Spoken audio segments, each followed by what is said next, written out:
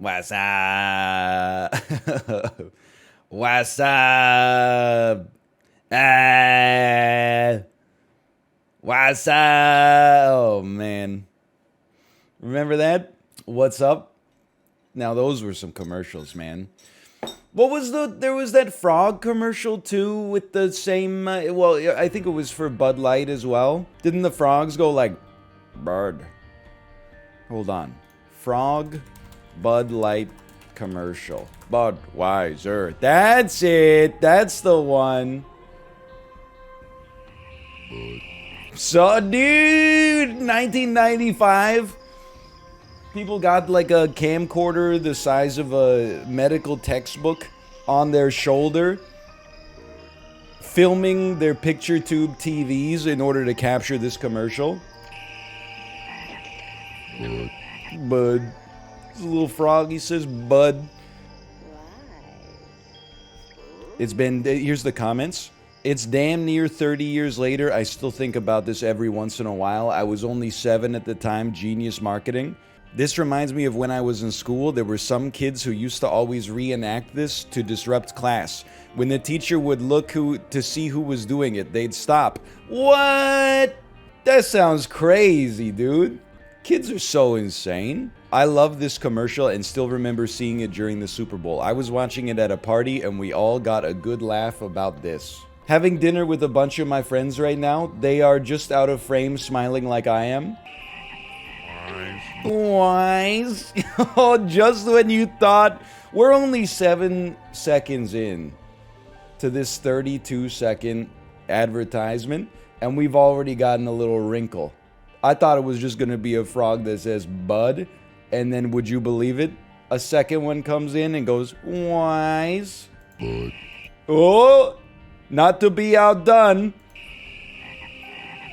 Wait for it. Wise. Oh, man. Anyway, but I mean, we're 11 seconds in. I got to save some for the Netflix series. A 10-episode series on the 32-second 1995 Super Bowl commercial, Budweiser. I would watch that. I was thinking about that today. I don't want to get into too much information, but I would say today I took like the first mammalian shit that I've taken in like 3 weeks.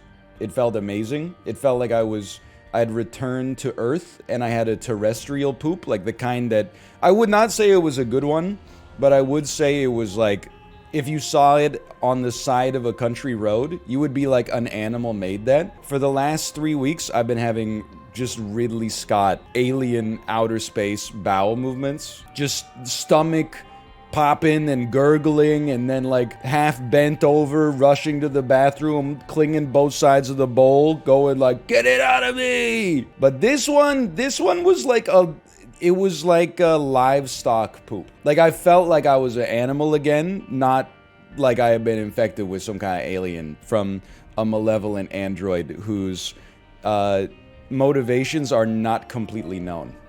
Like, do we know that he's like, is he just doing secret bidding for the Weyland-Yutani Corporation, or has he himself reached the point where he's a genuine artificial intelligence and he's just doing stuff for shits and giggles that he finds interesting? I don't think we'll ever know, to be honest. I don't know if we'll ever know. I'm hoping that I can progress, maybe like within the next few days, I could progress to like a human poop as well. That would be very nice. If by like Thursday, Friday, if I could have a poop that I would describe as a hominid poop, I would be like, okay, thank God Dan saved me.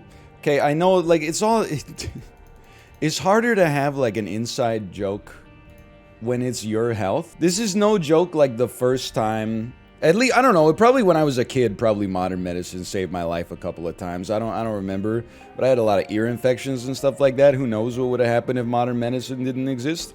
But at least, like, this is the first time since I've been an adult that I was like, if modern medicine didn't exist, I would probably be dead. Probably not like within like 2 days, but within 2 weeks, I think I probably would have been like in the ground.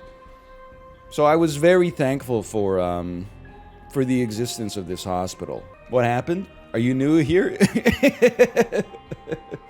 Glad you didn't die. Okay, so this is probably melodramatic. I was like, at the very least, when the doctor gave me the antibiotics, I was like, I might die, but at least this shit's not gonna kill me. Like, that's the small victory that we've been, that I've been reveling in for the past 24 hours or 16 hours, something like that. I'm like, something might kill my ass, but at least it's not gonna be this insolent bacteria. Yeah, I would rather, if possible, I'd rather not die due to, like, diarrhea poisoning, for sure. That would be ideal. Anyway, sorry I was unable to return to the stream yesterday. I went to my doctor's appointment that was at the hospital, as I'm running the casino right now, and I thought that I would be, 30 minutes, because that had been kind of like the typical doctor's appointments that I've had so far, and I figured I would be back, within an hour at most. And then I started describing my symptoms to the doctor, and she was like, oh, we're gonna, like, admit you to the hospital this afternoon, because this sounds, like, really serious, and we want to make sure we get this checked out as soon as possible. And I swear to God, like, I don't know, I cried like 3 times yesterday. That was the first time to hear after, a week and a bit of trying to impress upon doctors that, like, I know I look like Superman right now. I've been putting in a lot of good work on the Peloton. But, like, I feel like complete garbage right now, and, like, here's the visual evidence of it. To have this, like, 60-year-old Polish lady be like, oh yeah, we're gonna, like, admit you to the hospital immediately. This looks, like, pretty bad. I was like, you are my guardian angel. You might save my life. By the way, what kind of psychopath do you have to be to bet on doubt in this situation? One of history's great villains? You hear what I'm saying on this run, and then you're like, I'm betting that you're gonna lose this one? Like, it's just ignorant. That's personally and morally insulting. I don't know what to say about you. The odds, though? I don't want to rag on the staff, okay? But I don't think that I got first pick of the, when I was giving my blood test, I don't think I got first pick of, like, the phlebotomist or the nurse that was doing, like, the bloodletting. Because first off, like, she printed off, like, all the stickers for my blood test order. And there were just, like, I knew they were running a lot of tests, but she had, like, I don't even know, like, 40 stickers. I was like, there's no way they're taking 40 vials of blood out of me. It seems like she set something up wrong in the system, or, like, double printed them or something like that. Anyway, and she had so many stickers, she was getting confused. She's like, I don't really know, like, we're gonna have to poke you, like, 3 times, and I'm like, that's fine.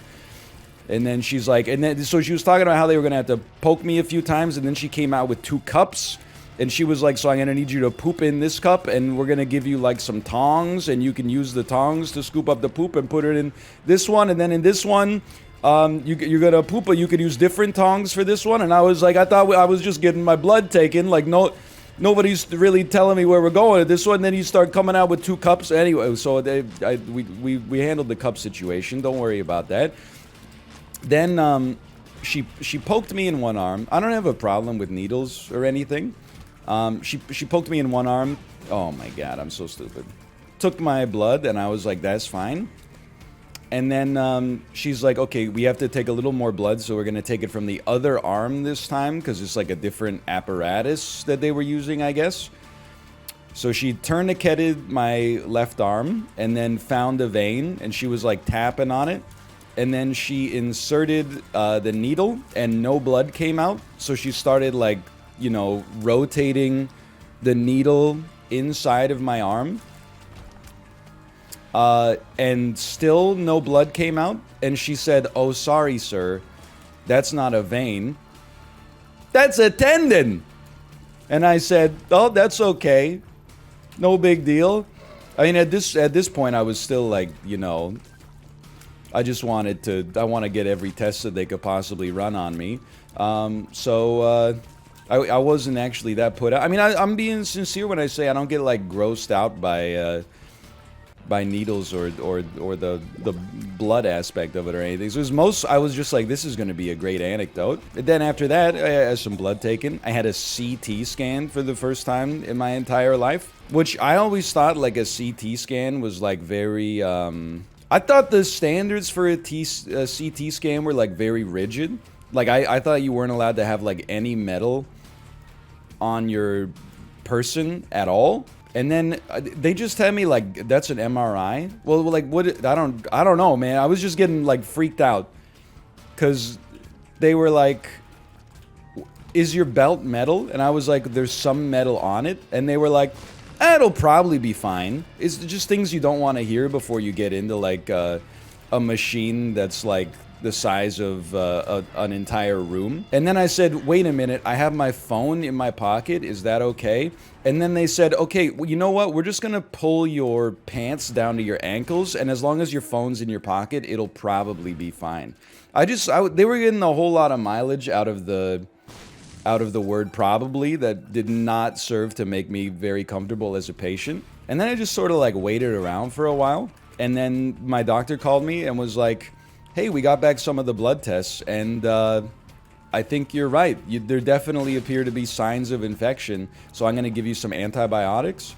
And that was like the second time I cried, because it felt like, it just felt like being heard by a medical professional for the first time in this whole ordeal. I mean, I understand why doctors can't just, take you on face value when you come in. And I'm like, I have a...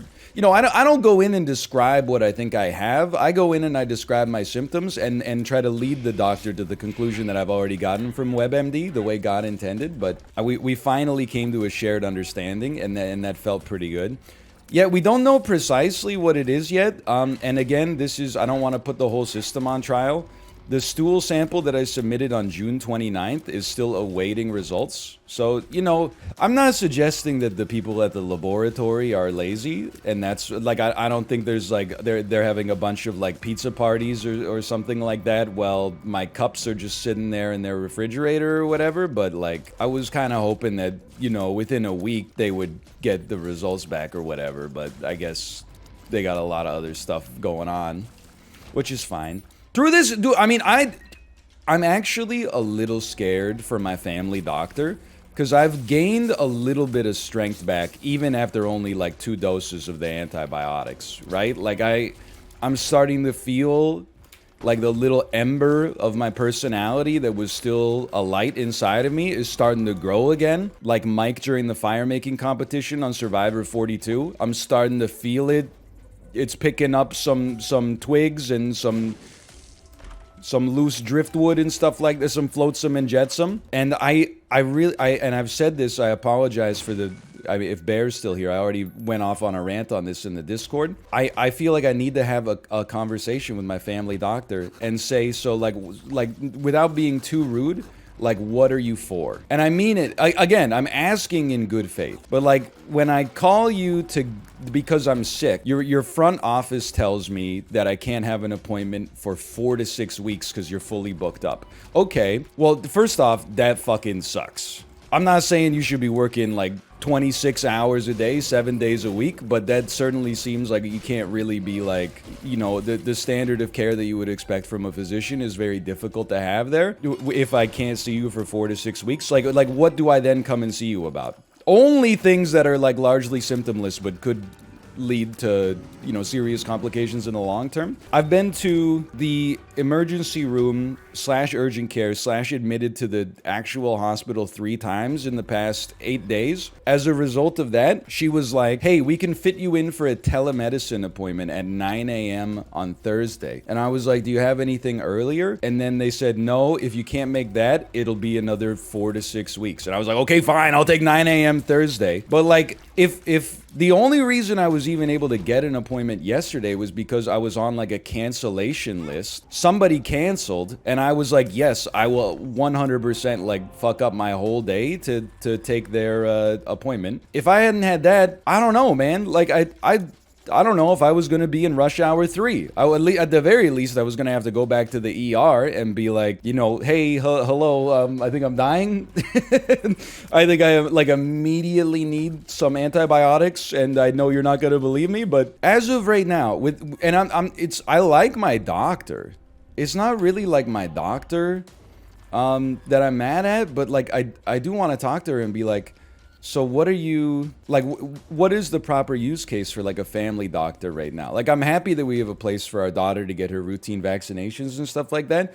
But apart from that, I feel like you're just there so my wife can get pamphlets on like grief counseling after I die from sepsis after being medically neglected. I otherwise don't really understand what role you're serving in this system right now. Fine, dude, that's the 3rd time I've said that exact joke about the grief counseling pamphlets and the sepsis. I tried it in a group chat.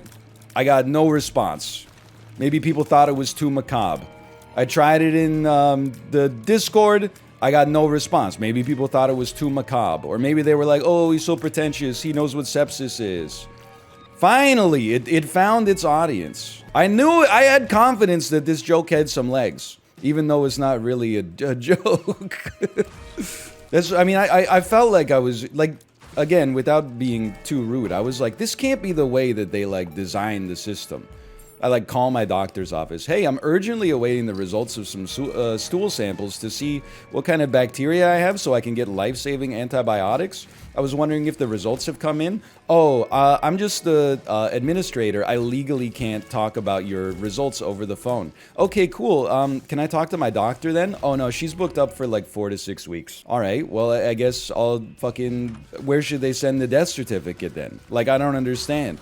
I'm glad to have my privacy respected, don't get me wrong, but at the same time, I also need to receive the results of this test or I'm not gonna be in rush hour 3, man. Can't you just waive those rights? Yeah, but I guess, like, unless we're on FaceTime, how do they even know I'm me, right? Like, I'll be like, yeah, I waive those rights.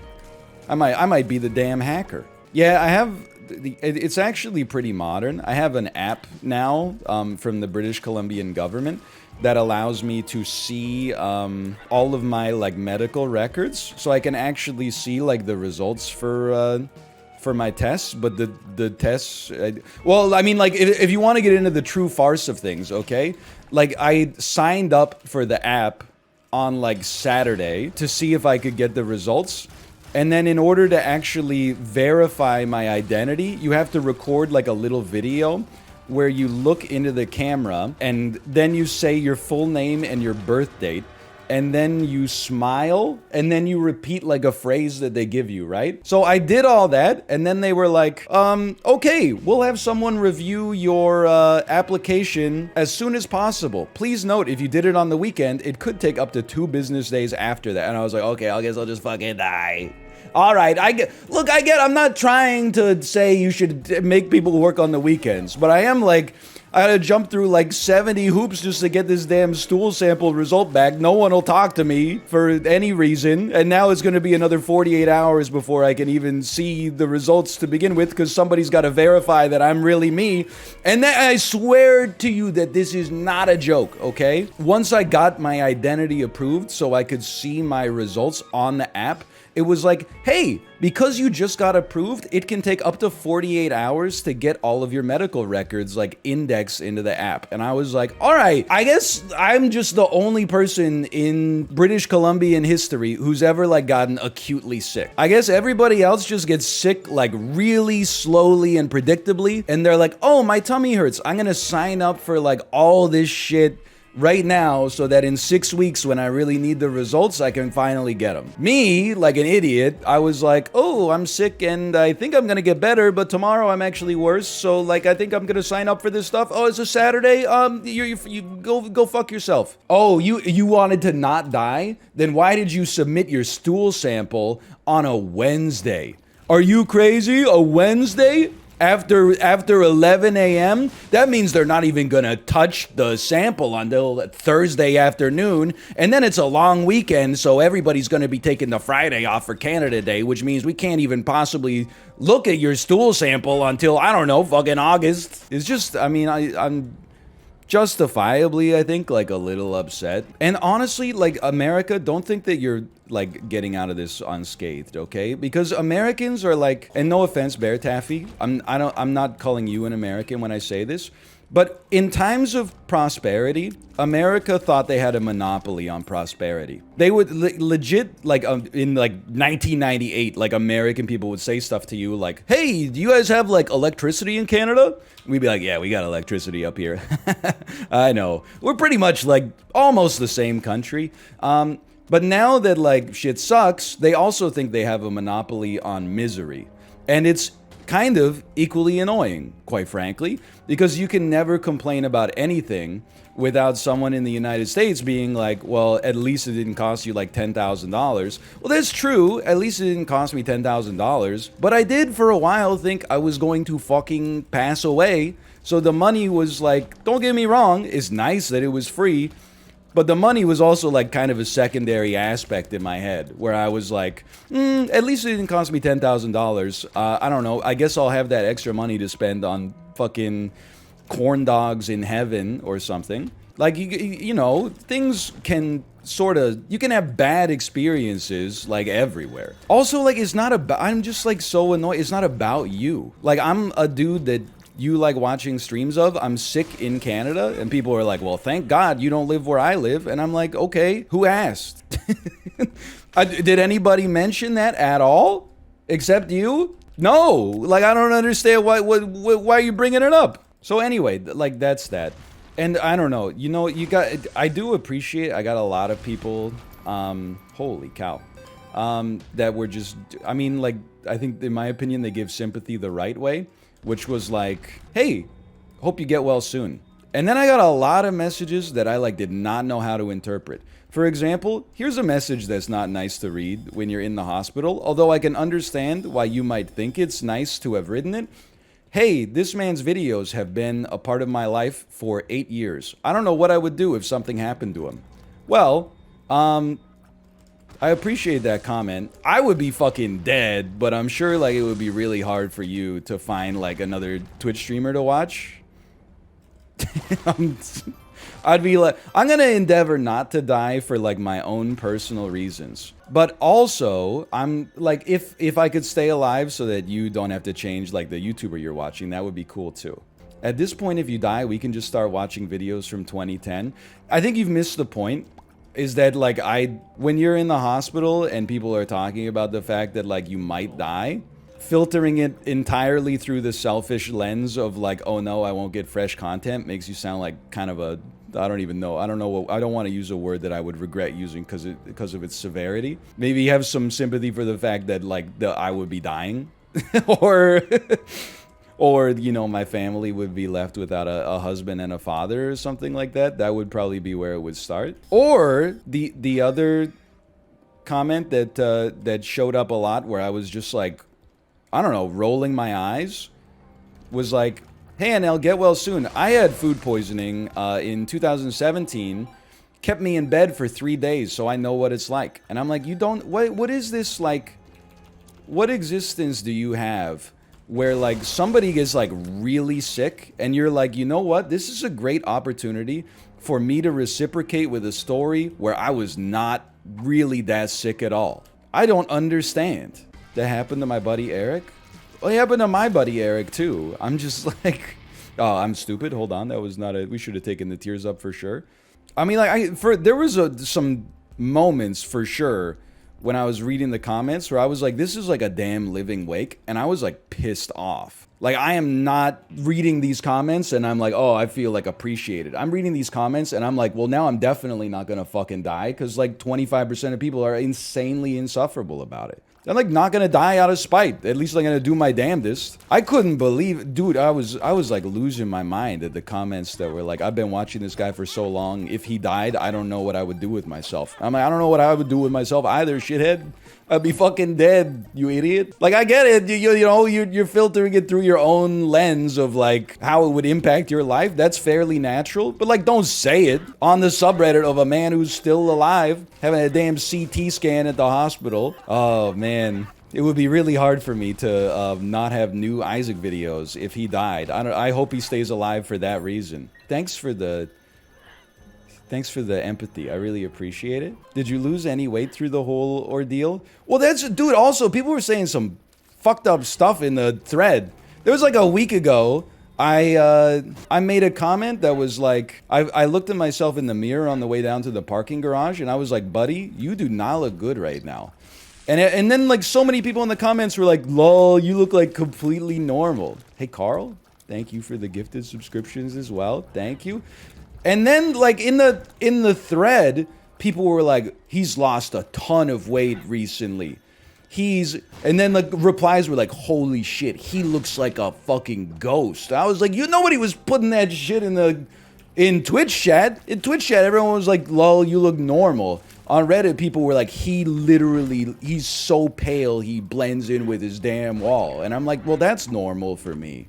It's also funny because, like, I have lost weight. Like, over this ordeal, I've lost like 10 pounds. 10 pounds is not insignificant, but like, people were like, he's like wafer thin. It's actually scary. Then I got weighed at the hospital yesterday. I'm 5'10", like 178. Like, I'm still kind of a unit, to be honest with you. Like, I'm not in danger of like immediately wasting away. I mean, I'm 6'8", 199.9. Oh yeah, sorry. The whatever bacterial infection I have also took 10 inches off of my height, which is the truly tragic part. I was like, I've lost a little weight, but doctor, what I'm most concerned about is that I've lost 10 inches of height in the last couple of weeks. And she was like, oh no, what do you do for work? And I was like, oh, professional basketball center. And she was like, oh no. Half of the threads on the subreddit are like, hey, as per Kate's tweets, NL's just been admitted to the hospital, get well soon. And then like some of the replies are like, damn, Little Caesar really got to him. Rip. By the way, just kidding, get well soon, lol. I'm like, okay, when's your Netflix special come out? That's an insult because I think in the current state of Netflix, they probably would give someone who's not funny a special at this point. Somebody said like, I'm out of the loop. What did he get diagnosed with? And then the top comment was like, rapid onset hair loss. And then like immediately below that, it spawned like a base level conversation on the role of comedy in society. Hey guys, stop with the downvotes. Just because somebody's being humorous doesn't mean they can't also be sympathetic to what NL's going through. And you're just like, I'm in the damn hospital right now. Can you just fucking chill out for like a day? Can you just chill out for 2 seconds? Like, why are you guys attracting so much attention? This is supposed to be my day. And you can't stop but attracting the attention. But then like also on the subreddit, like in between those threads, there'd be a thread that's like, hey, did he say when he's gonna play the Cuphead DLC? And I'm like, maybe I fucking wanna die, man. Oh, you're in the hospital. That excuse again. Okay, why don't you just say you're not gonna play the Cuphead DLC and then, just say no and then I'll stop asking. Just kidding. Did they cure the baldness? Really good one. It's a hilarious joke. It's probably like the funniest joke I've ever heard. And get this, it's also the first time. And I would say, in spite of it being the first time, it's the most appropriate time I could possibly imagine hearing it as well. What humor school did you go to land such unbelievable punchlines at such impeccable times? I got another one for you. This one, you can use it for free in your Netflix special. Why is 6 afraid of 7? Because 7, 8, 9. That one's on the house. You could put that, I would say that's probably like a minute 20 sort of bit once you finish your 20 minutes of politically ambiguously riffing on vaccines and vaccine mandates and saying stuff like, I joked though. It's been a crazy couple of years, am I right? I mean, like, this COVID stuff and the vaccines, dude, and like the one-way arrows in the Albertsons aisles. What? I mean, I'm not saying like one way or the other, like where I stand on it, but like, you remember they had those stickers on the ground where you would have to like stand in line and be like, what? So no joke. I have a friend who, his wife is scientifically so accomplished that I cannot describe what she does. Not for like top secret clearance reasons, but just literally for ignorance. Like, I don't understand. She has a PhD in some kind of like molecular biology, right? She works in some way, she's involved with developing fecal transplant therapy, which is the thing that everybody makes fun of, but also is kind of like an incredible invention of modern medicine, where like if someone's gut biome is really messed up, they basically shove someone else's poop up your butt, and then you inherit some of their bacteria in order to, you know, get like a little sourdough starter going in your colon, which is really cool. Like, insanely gross also, but like really cool. So I was talking to my friend about, like, you know, my ordeal, and he was like, oh, tell me what antibiotics you got, I'll run it by my wife. And then I told him, and he was like, okay, so those are like the second strongest antibiotics you can get for this, which is good, because if these antibiotics lead to your gut being colonized by C. diff, if you don't have it already, at least they left one bullet in the chamber so that they can kill the C. diff. And I was like, okay. I mean, that's a good thing to hear, I guess, is that there is still some room to grow. What'd you get? I don't even know how to... I can never remember the name. It's like cyclopro... Zafanin. Someone in chat is gonna know. We got lots of pharmacists in chat, as we've talked about before. Ciprofloxacin! Thank you. Yes, ciprofloxacin. I am very happy that I avoided ivermectin. I talked a lot of smack about the ivermectin crowd. I was so sure that I was gonna have to, like, become one of them. Oh, man. Thank the Lord. Tell your doctor immediately if you get joint pain on Cipro. I know, man. I already told you I can't tell my doctor anything. What I should have done is called my doctor 6 weeks ago and said, I'm thinking about getting a prescription for ciprofloxacin, and I'm making an appointment now in case I get joint pain, in which case I will need your attention urgently. Careful while you cycle. Cipro can be known to cause ruptured Achilles tendons. Alright, that's one of the most nightmarish side effects I've ever heard in my entire life. But the good news is that I'm still fucked up enough that I am not biking at all, for at least for right now. So that shouldn't be like too much of a concern. Probably won't go out for any long walks or anything like that. No, I think it's true. I read the supporting material. The supporting material was like, hey, this can cause life-altering tendinitis. So if your tendons start to hurt, like, please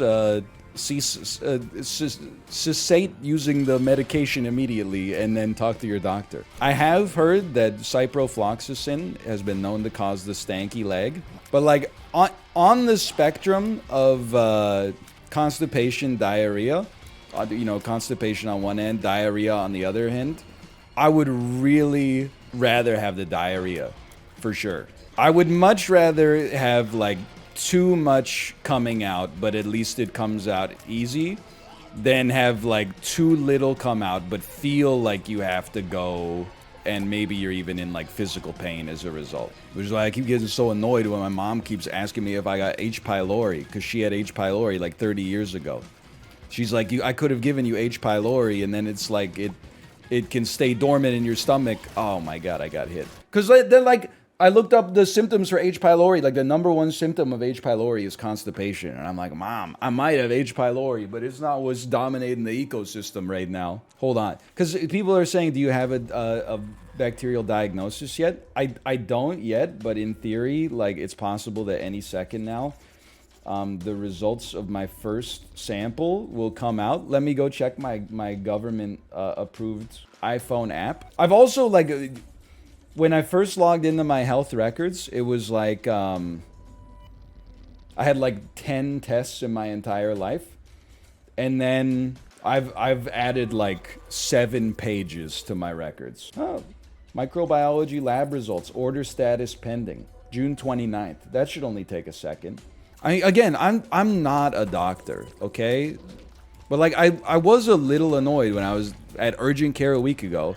And the guy was like, well, let's order some stool samples. But the way it usually goes is that it takes like a week to get the results. And then by the time you get the results, you're over whatever gave you the problem in the first place. And I'm like, that doesn't seem like something's fucked up about the system to you? It's like by the time the results of the test come back, you're either like naturally healed or you're dead. Like that just seems, I mean, it's still pretty good. That seems a little backwards to me, but it has the culture. Okay, that's actually fair. I'm not very smart. They do have to take it and culture bacteria on it, I guess. That's fair enough. They can't speed that up? Can't you just add more agar to the plate or something? Can't you just sprinkle like some Cheeto dust on the agar to speed it up? Can't you just put a little bit of like my... I mean, let me tell you, I don't know if you need to culture it because it's growing pretty well in my gut. In 2 pH hydrochloric acid, it seems to be growing pretty well. So if you can't culture that shit on a plate full of damn sugar, you gotta go back to biology school, man. Can't you just throw some G Fuel on? Can't you just put some Gatorade powder on it or something like that? See what pops up? So bacteria only grows from 8:30 to 4:30 Monday to Friday and not on the stat holidays. It was really stupid of me to get sick around the Canada Day combined July 4th weekend. Like, I don't know what I was thinking, man. That was, I mean, I did see a retweet. And by the way, again, I'm not really ragging on the doctors. I'm annoyed with the system that I mean, I feel like the doctors largely are doing they're doing the stats-based thing, right? Some 33-year-old guy comes in and is like, my tummy hurts.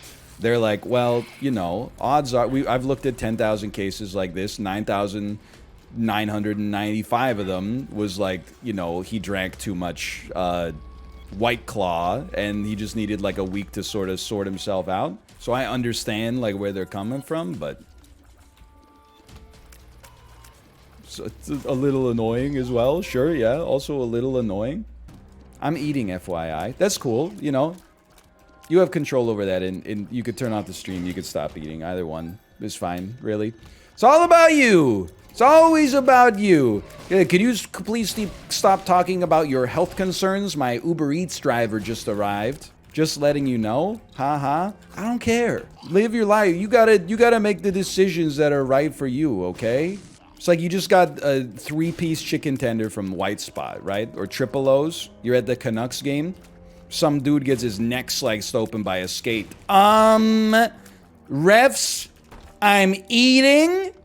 Can we clean up all that blood on the ice? I'm trying to eat my chicken tenders and fries from Triple O's. This man had the audacity to have a medical incident on the ice that I find not conducive to maintaining my appetite. Although, to be honest, at an arena, it's kind of more understandable. Not just because the food's expensive, but because, I don't know, like, the seats are so damn small. It's so annoying that, like, I have to eat in your seat when you can't even stretch your elbows out a little bit because you'll be like butting into the people on both sides of you. It's so annoying. And then don't even get me started on like, okay, until the end of the period, you like leave your like your food garbage under your seat. But then somebody wants to get up and get like 6 beers over the course of the period. So every time you stand up, you got to stand up and try to... There's no point in flipping. Stand up and try to not accidentally step on your chicken tendy tray and tip over the dipping sauce all over your shoes. You got a half-empty soda cup there. And you're also trying to like, do I stand up and lean as far backwards as possible? You know, what do I do in order to... I mean, here's what I'm going to say, honestly. I think they gotta make stadium seating a little bigger, man. At least at the Canucks Stadium, I'm surprised. Like, I'm a pretty average size guy, I would say, and I'm uncomfortable in the seats. Can't you just make the seats like 20% bigger, and then the aisles like 10% wider, and then the building 30% bigger? I guess it all comes down to money, but like... 6'8" is average. I told you I lost 10 inches of height thanks to my near-death experience. I don't want to talk about it. Ever thought about doing stand-up? Well, okay. Well, I mean, like, there's a little... Let me give you the micro story, okay? In university, my friend and I did stand-up at an open mic one night because we were like, how hard could it be? And then the first, we gave ourselves 24 hours to write material, which was a curse to begin with. Like, that is not nearly enough time. I got on stage with an absolute, just a set dripping with venom towards the elderly, and essentially got heckled off the stage before I produced even a single laugh. He got on stage and wholesale ripped off the Tenacious D bit about cock push-ups, literally right down to the punchline being exactly the same, and received uproarious laughter, applause that I've never heard before in my entire life, and like people after the set were buying him drinks and stuff like that. I was fucking livid. But then we did it again like 2 weeks later, and the script was flipped. I got some laughs with original material, I might add, that I don't recall. And then he met crickets, just complete silence from the audience during his set. And then we never did it again. But honestly, I like watching some stand-up, but it is hard for me to shake the idea that in 2022, the amount of artifice that surrounds it is just kind of humorous, right? I know we've said this before, so I apologize, but it seems weird to like buy a ticket and then be like, I'm so excited to like watch this guy get on stage and tell lies for 40 minutes. Like it just seems like you need. I'm not saying that the stand-up comedian should only tell stories that really happened, but like, why do we engage in this shared delusion that's like the only way I can laugh is if the comedian makes up a story that allows them to reach this punchline? Like, that just seems a little bit, it's just kind of weird. It's just it's a strange format that we all agreed like this is how comedy is meant to be delivered. It's to set up a bit, isn't it? Yeah, but that doesn't strike you as like a little strange? That like in order for this guy to make his point, like first he's got to tell an insane lie about like how some lady was mean to him at the car rentals counter. You do it all the time? Yeah, but I was born in the 80s, so like, what do you expect? Like, I'm a slave to the format. It's the era I grew up in. I just thought, you know, the future generation would be making something better by now. And they did. It's called Inside. But anyway, I do like some stand-up comedians. I'm not anti-stand-up. While I was in bed a lot over the past couple of days, I rewatched all the Tom Segura specials on Netflix. I find him very funny.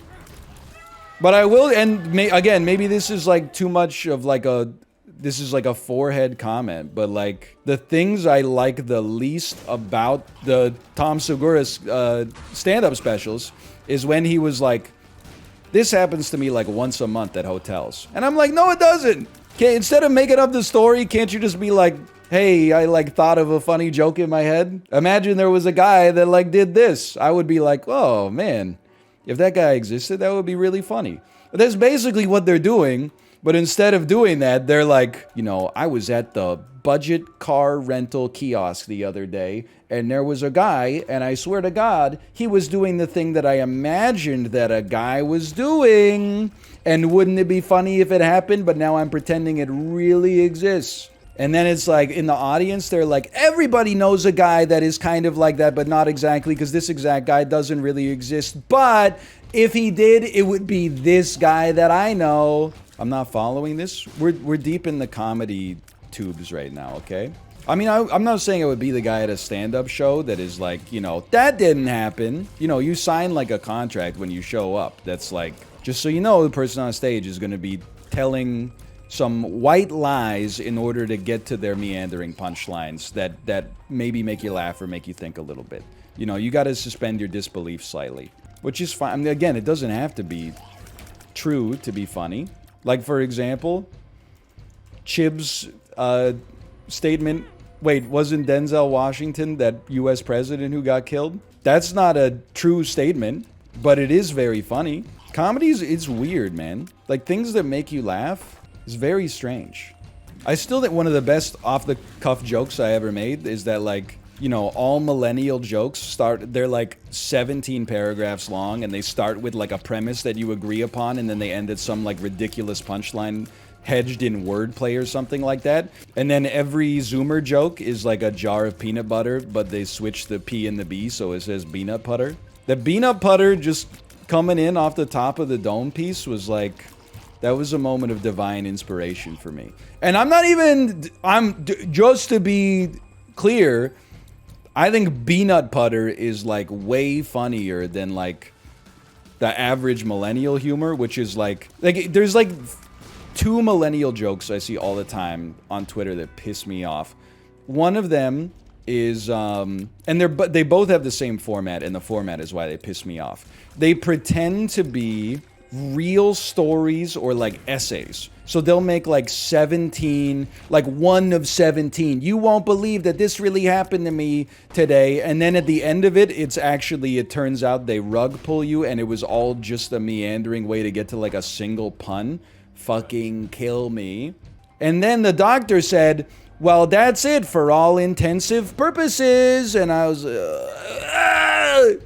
and then the other one is, I apologize to the millennials, by the way, because I am one of you, allegedly.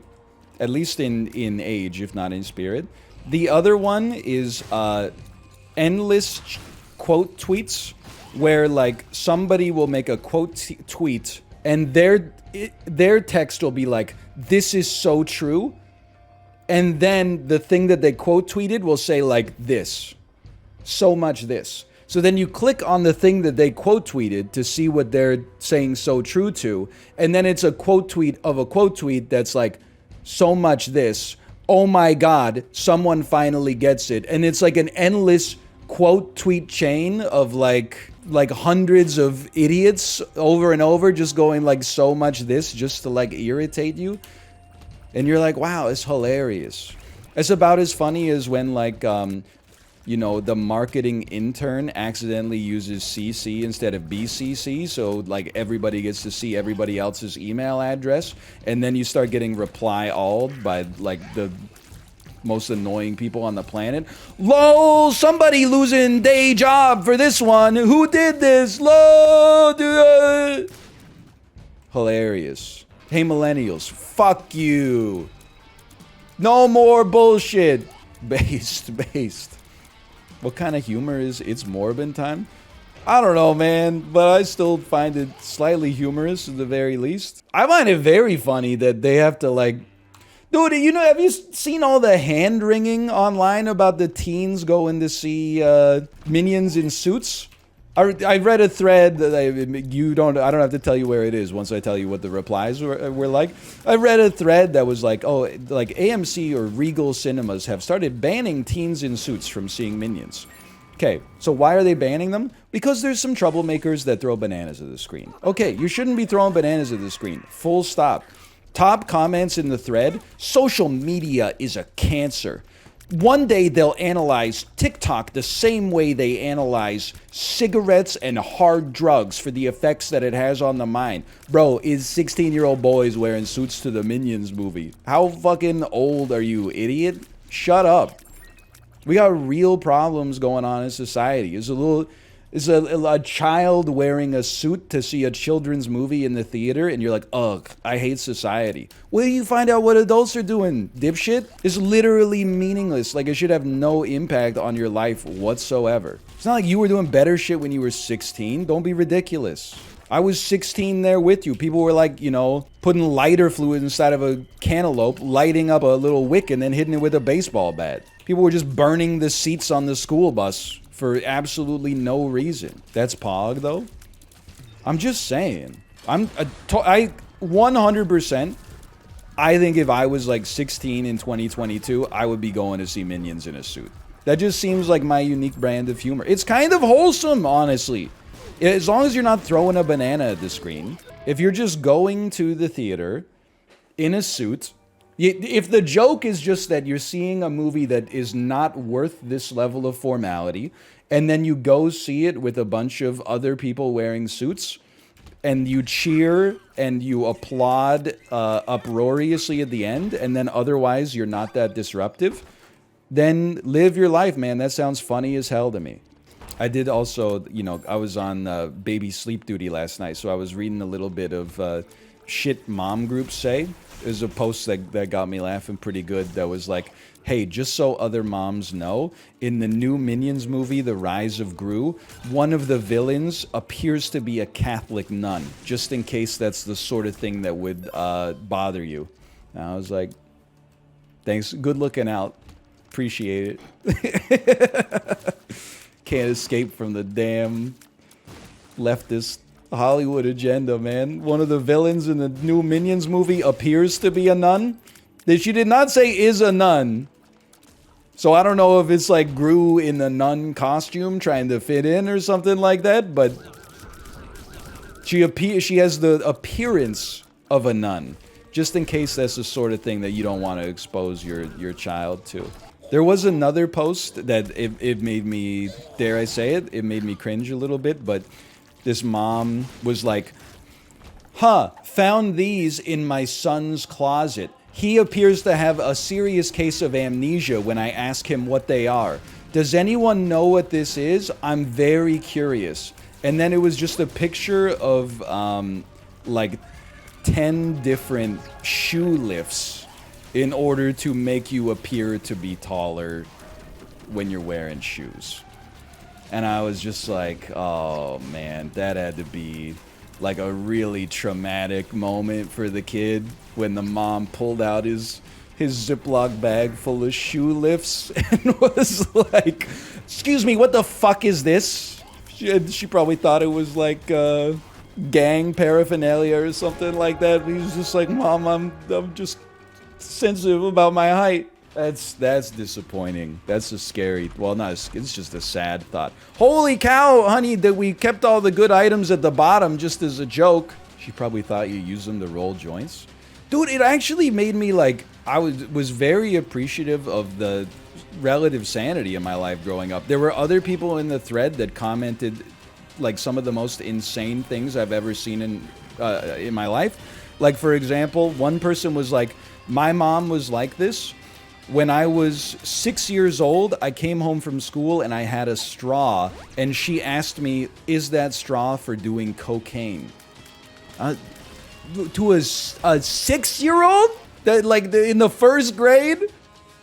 How's a first grader gonna get cocaine, man? Is that stuff, like, really expensive? I don't think they're just giving it out, like...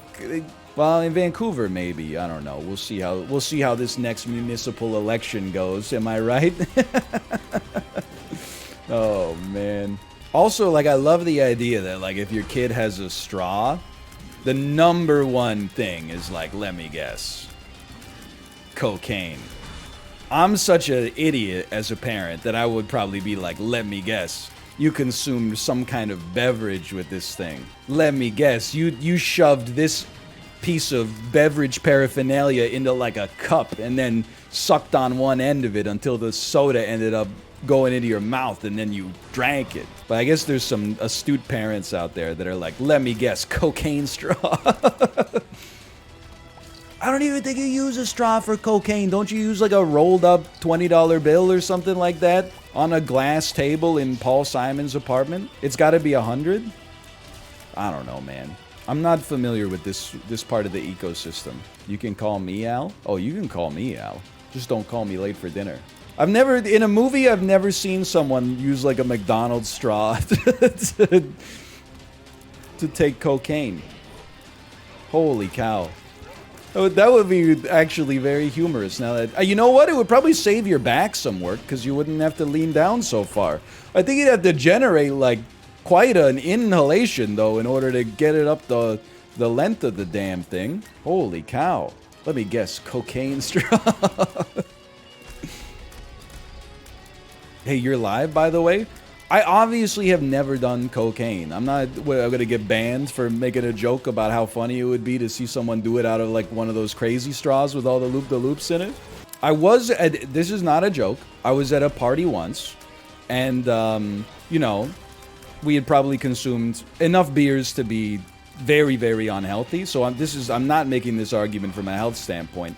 But we were at a party once, and there were some friends of a friend there, which is always how, like, at a college party, like, that's how you get introduced to things that are outside of your comfort level.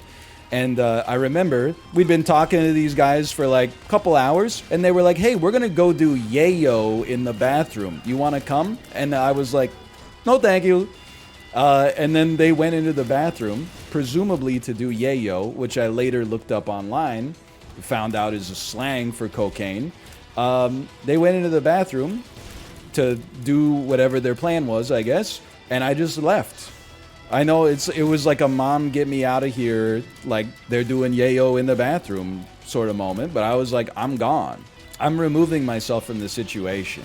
It was not even the yayo necessarily, but it was mostly, I would say, the fact that I was like, we clearly are like a different, like the friends of a friends that came over. I prefer when people invited like friends of a friend. And they were like, yeah, I have like a few Mike's Hard Lemonades now and then. And we're like, well, check it out. You know, this game's called Edward 40 Hands. Like, I prefer to be the degenerate in the situation.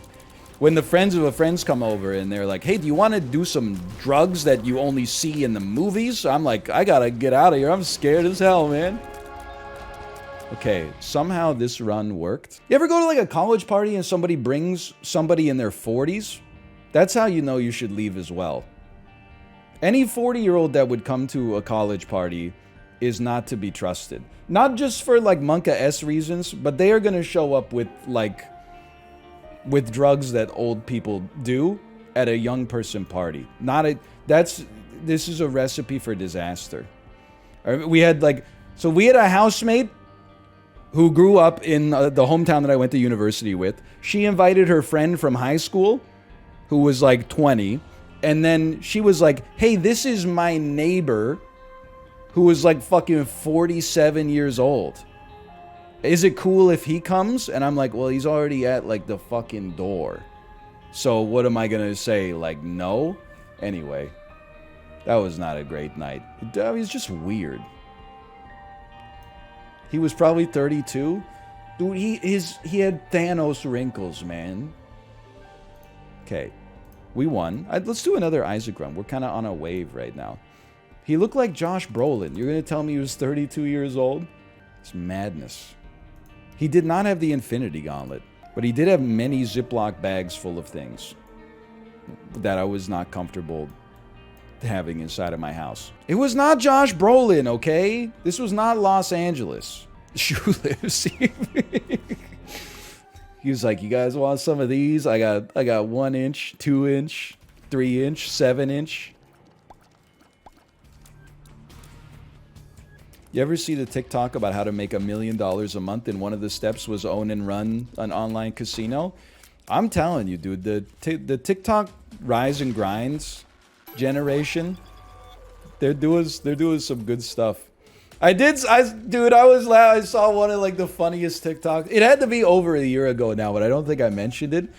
But it was like this 16-year-old kid being like ways to make money as a 16-year-old. And it always starts with something insane, right? It's always like, most of my friends are too lazy to do anything and they just want to like be kids, but I'm an entrepreneur. And then it was like, step 1, go to Craigslist. Step 2, search vending machine.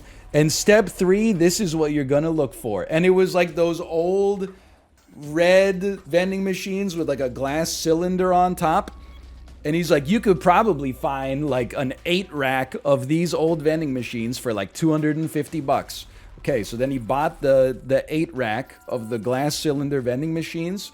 And he said, okay, then I go to step 5. I go to 7-Eleven. I buy a bunch of candy. Skittles, Mike and Ike's, M&M's. You get the idea. You get the idea. Then I just fill them all up.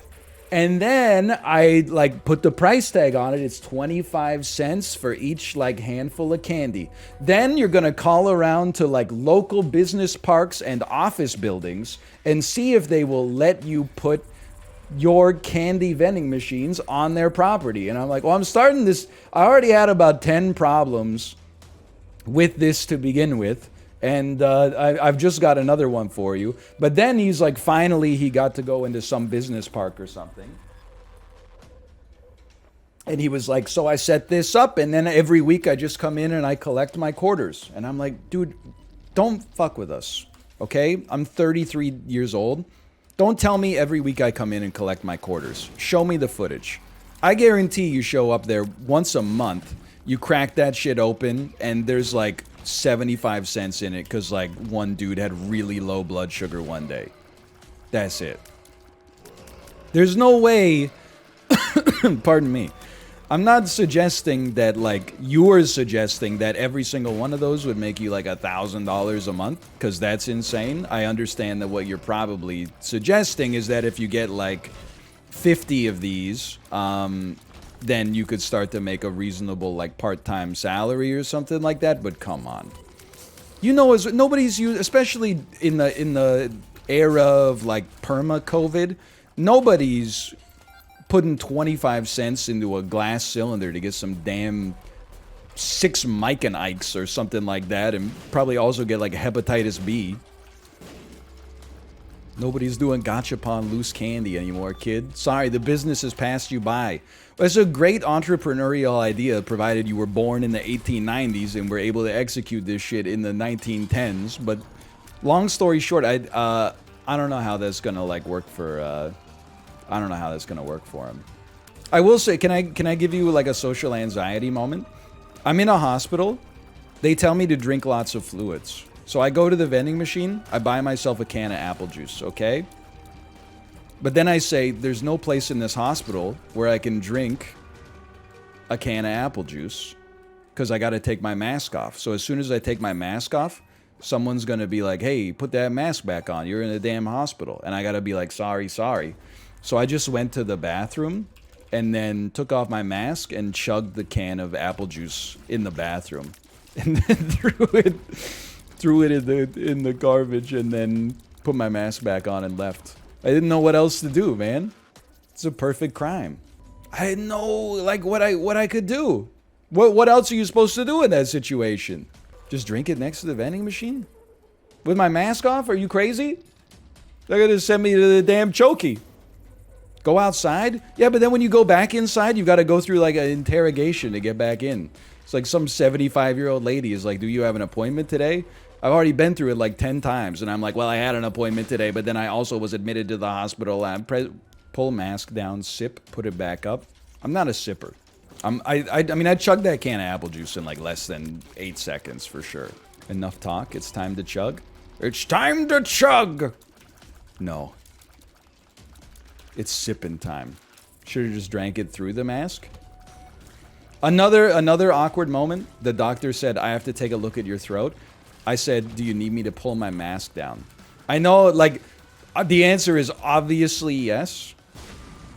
But for a second, I was like, maybe their flashlight is strong enough that it could, like, illuminate through my mask. I know how it sounds, but like I have some like trauma associated with the, sure, why not? Associated with like taking my mask off, because when Kate was in the hospital having our baby, like the nurse was being like real anal. But she was like, sir, I see that you have a mask on. I just want you to know that I've seen you touch it with your bare hands. After you've touched it with your bare hands, effectively that means that your mask is as dirty as your hands. So I'm gonna need you to replace. And I was like, oh my God, like, she was like, sir, you're in a hospital. I absolutely need you to take this more seriously. And I'm like, damn, girl, I'm just trying to have a baby out here. I'm sorry.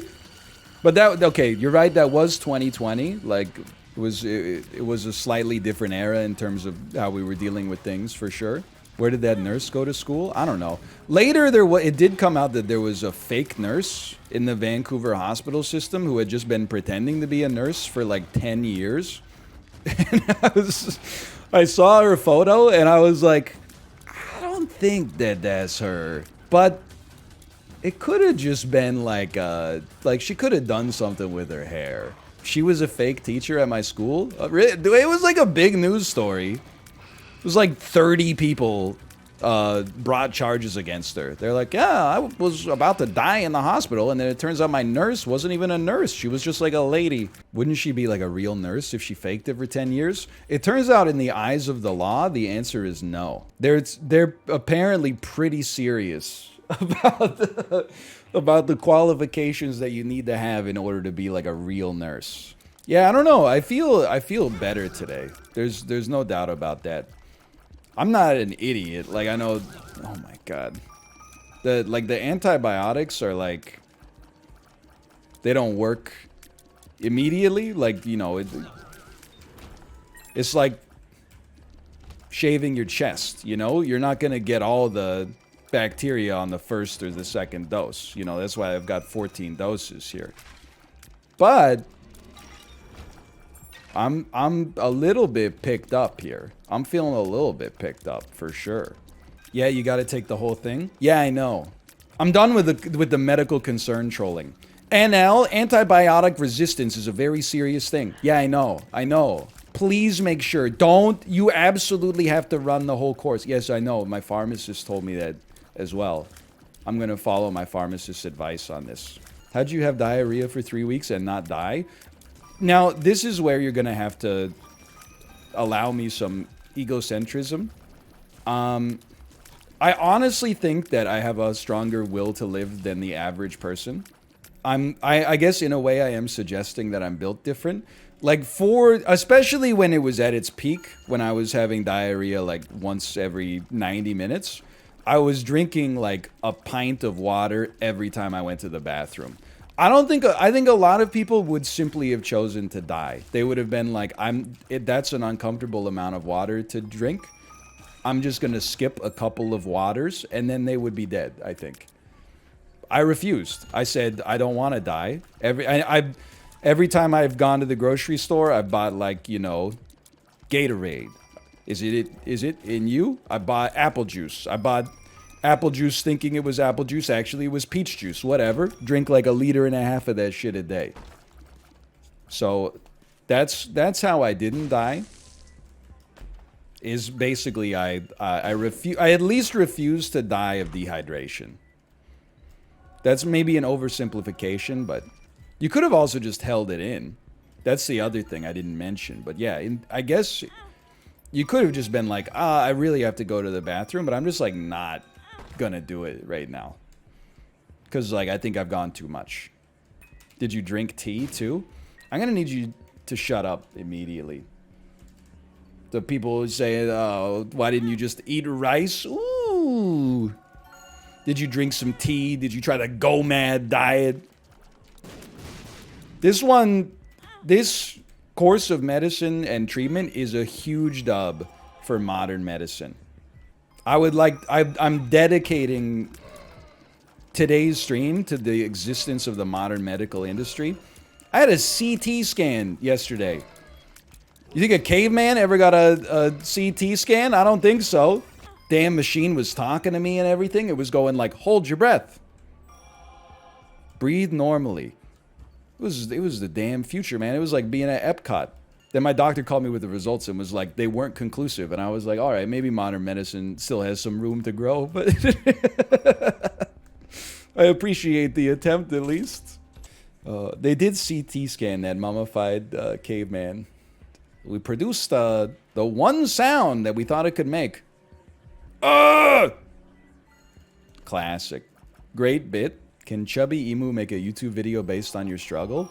Yeah, if we ever get, like, you know, like at the end of Contagion, they show you that, like, the thing that started it all was, like, industrial truck knocked over a mango tree, and then, like, a bunch of bats flew out of it, and then the bats pooped in, like, a livestock area where, like, a pig ate the poop, and then the pig got shipped to, like, a casino kitchen where the chef was like butchering it, and then the chef just wipes his hands on his shirt and then shakes hands with Gwyneth Paltrow, and you're like, oh snap, dude.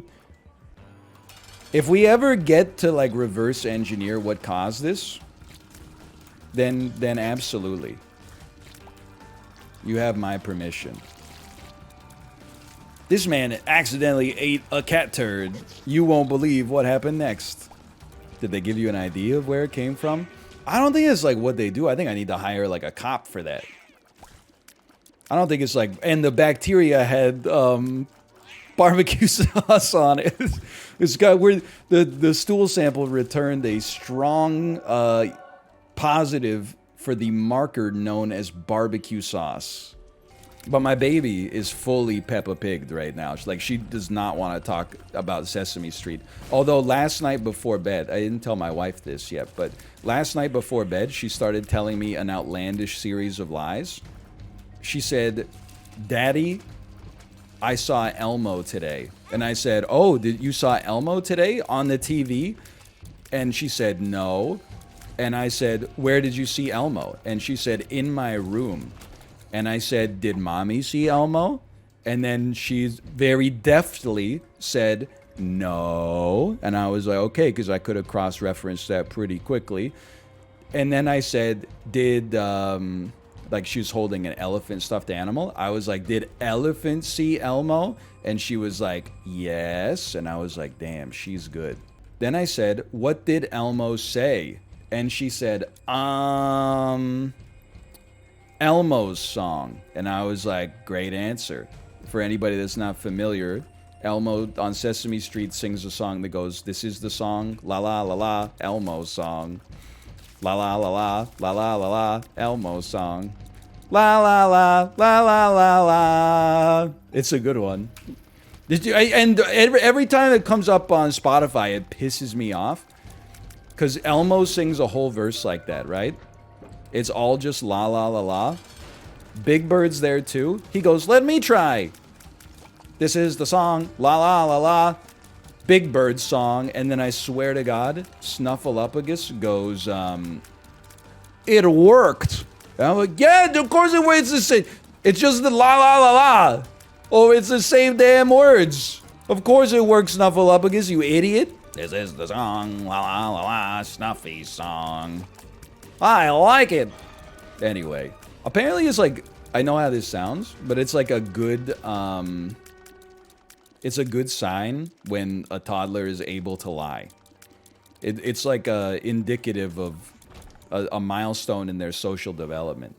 This is like, I don't know, I mean, the greatest lie we ever told as a society is that, like, lying is bad. That the net effect of lying is probably good on society. Sometimes the truth is painful and is not worth experiencing depending on the severity of the situation.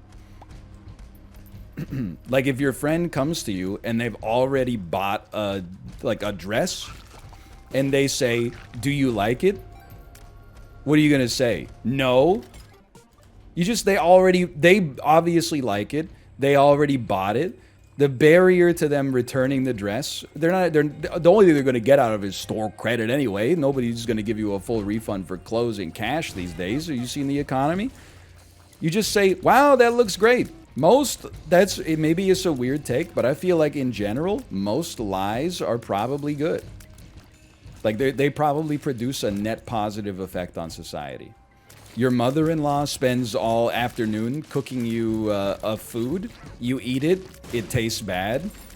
She says, "Do you like it?" You say, "Oh my God, it's so good." Why would you tell the truth in that situation? Some situations you should tell the truth. A lot of situations you should tell the truth. Many situations you should lie. That's at least my take on it. If you lie, if you tell the truth, maybe she'll cook better next time. That's a very naive look, I think. Once someone hits, like, 25, what you see is what you get, man. Nobody's, like... The only thing you're gonna do is turn somebody into an enemy instead of a friend.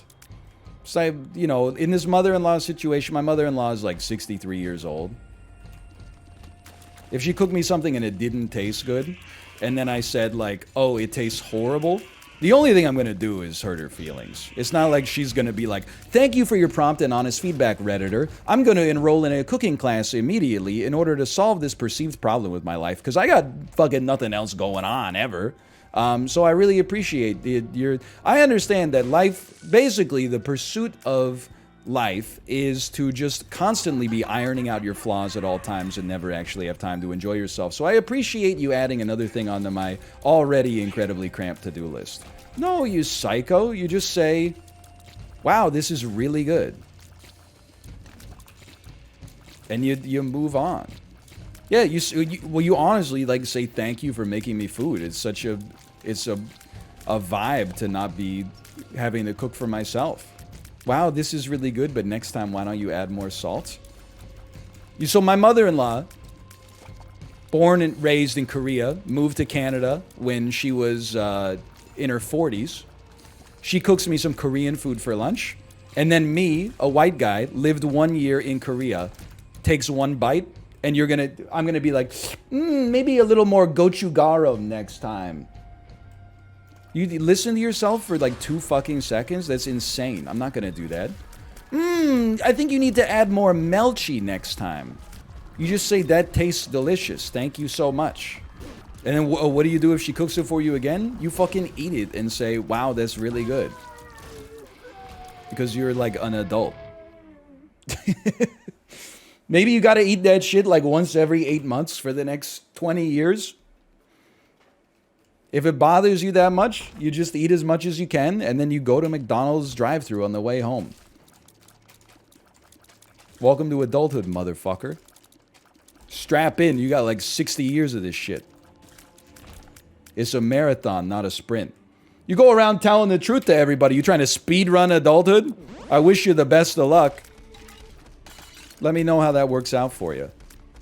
Sometimes people do want to hear the truth. Well, here's my take, okay? You're at your friend's house. She pulls a dress out of her closet and says, "What do you think of this?" That's amazing. You have such a great eye for fashion. You're clothes shopping with your friend. She steps out of the dressing room wearing the very same dress. She says, "What do you think of this?" You go, "I'm not sure it really is a good fit for you. I think we should keep looking." It's all about you got to look at the situation. Why lie in the first situation? I can only take this question as sincere, so I'm going to answer it sincerely. Someone who has already purchased the product and is excited to show it off to you probably does not want your honest feedback because they've already purchased the product for themselves. What they want you to do is to make them feel better about the purchase itself and say, "Wow, you made a great decision." Depends on if you can return it. You guys aren't going to make it. I'm just... Just take good advice, okay? Not everything is an invitation to argue the edge case, okay? People argue edge cases as if they're the base case. And then they think about the base case as if it's the edge case. It's actually relevant? It's literally relevant, which is what's just annoying. Is that there's like... It's not functionally relevant at all, unless like you're the kind of person who like has arguments with your friends, and that's like, let me guess, you all wear suits to your freshman year lectures, and then you all go out to the campus pub together and order chocolate milks. But like most people, there's like a certain repartee that comes with social interaction, and it's, I assert something. Maybe I'm complaining about something that happened in my life, or maybe I'm saying this is the way the world is, or something like that. And then the other person says, true, that's pretty true, unless it really violates their moral standards of how they see the world. And then they, having validated my assertion, then they go, hey, here's my assertion about something else. And then I go, you know what? Because you validated my assertion earlier, I'm going to validate your assertion now, because I know how good that can feel. And I think that's the spirit of most human interaction. Okay, this is going a bit too far. Okay, then stop asking about it. This is not how normal conversations go. It's not one person speaking to 10,000 people and then fielding 1,000 bad faith questions from chat designed to tilt everybody. Usually, one person would just say something. Everybody else would be like, okay, I either agree with that and say I agree with it, or I disagree with that and say, well, maybe. And then we move on. We just wait for the bacon-wrapped scallops to show up. And then if I'm like, these bacon-wrapped scallops are so good, and then somebody in the circle at the Democratic nominee party is like, I actually don't think they're that good. I think these are pretty mid. I would be like, okay, would you like an autograph? You seem to be a fan of mine. Did you really come here to argue? This is politics, man. We're not here to argue. We're here to bump elbows. Well, maybe is the IRL -2. True. I use well maybe a lot. That's fair. That's fair is another good one. I guess. I guess is another one. That's crazy. While I agree in principle, no, I would never say that. That seems to open up a more robust conversation I have no interest in. I mean, I really don't have an interest in arguing, and I think that most people will get here at a point in their lives if they're living right. I really don't have an interest in arguing with anybody about anything ever anymore. I think I have reached the point in my life where, like, I would, if it seemed like I would have 2 arguments with a friend over the rest of my existence, being their friend, I would probably not want to be friends with them. Even if we were close, if I saw 2 arguments brewing on the horizon in the next 10 years, I would probably be like, we're just not going to talk that much. Life's too short, man. Big minus 2. I'm just, maybe it's different strokes for different folks. I just feel like life's too short for an argument. You've never had a fun argument before? Well, I don't know, when I was like 13. But now I feel like there's like 25% of society is just out there baiting arguments constantly. Like it's, oh man, I had a really good chicken sandwich today. Oh really? Where was it from? Oh, this one was from the Down Low Chicken Shack. Oh, do you think that the Down Low Chicken Shack sandwich is better than the one that you get at Ojai Nashville down on Robson Street? I don't know. I've never been to Ojai this is down on Robson Street. And at the same time, have you ever had the Beyond Chicken at A&W? How do you feel like that compares? And I'm like, I just can't. I don't know, man. I just wanted to tell you about my chicken sandwich and have you be like, that sounds good. But now all of a sudden you're asking me how I feel about antibiotic raised factory farm chickens from Popeyes. And I'm like, I'm not having fun anymore. That's boring. That's fine, man. I mean, I think that's the weird thing. Like, the only kinds of arguments that are good are actually big arguments about real things. You know, ethics and morals and values and stuff like that. But that's not what people want to argue about. Like, that's the sort of stuff where you can actually figure out, like, where people stand and if your friendship, like, has a future. But people want to argue about, like, dumb shit, like, that is completely inconsequential. Like, food and fucking, like, what kind of ice cream is the best? Does mint chocolate chip, is mint chocolate chip an invalid ice cream flavor because it's the same flavor as my toothpaste? And I'm like, I don't know, maybe because I spent, like, 8 years doing that every day with the veneer of artifice on top of it, that shit's like annoying as hell now. I can't do that anymore. It's like if you put a hockey stick in Wayne Gretzky's hands, he probably wouldn't even know what to do with it anymore. I think like a real argument sometimes can be important. It's the simulatory arguments I have no time for anymore. You never like disagree with your friend about a movie or something? Well, like, I don't know, Malf and I, we have discussion. I don't know. Would you call it an argument? If he says, I watched Ready to Rumble again this weekend, and I say, I finally watched that, and it's like I thought it was one of the worst movies I've ever seen. That's not like an argument. That's just 2 people telling the truth at each other. That's definitely an argument. Okay, never mind. Maybe I love to argue then. I have seen some good porcupine runs. I've seen some good ones, and I've run some myself. Not porcupine, hedgehog, whatever. Hey, dude, okay. I've had some controversial takes today. Here's a real controversial one for you. Porcupine and hedgehog, much like crocodile and alligator, same species. Stop trying to delineate between the same guy. Extremely false? Okay. Here's the thing. Porcupine and hedgehog are not even close. This is where we entered the insane zone. What would you say is the closest animal to a porcupine, if not a hedgehog? And don't fucking say sea urchin, or I'm gonna flip my damn lid. An echidna? That's just it's a hedgehog.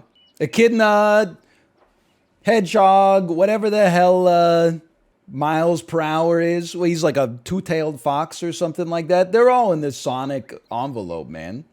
Okay, maybe you disagree about the porcupine hedgehog take, but nobody's saying shit about crocodile alligator. Everyone's like, look, the porcupine hedgehog take is insane, but you are right about the crocodile alligator thing.